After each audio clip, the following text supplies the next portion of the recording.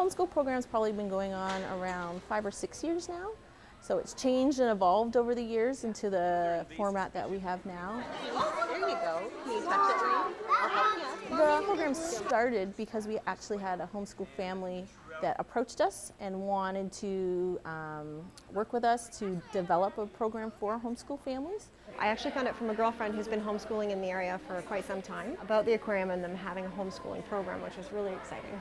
Coming to the ocean and learning about the ocean was pretty integral for us. Finding out that the aquarium actually had an instructional program for kids was huge. That was a really nice idea.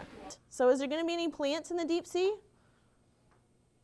Nope, no light, no plants. So we're from the States. We come over from Calais, Maine. And we come here because there isn't anything really like this over on our side of the border. So as far as a science class, hands-on experience, we found that Canada was really a good option for us. So pull on both metal parts. There you go. Now it's nice and tight. So today we were talking about deep sea creatures, so challenges of living in the deep sea, how would you explore the deep sea, and then we always have a component at the end where we feed animals in the aquarium. Well, hold on. We're going to share one fish, right?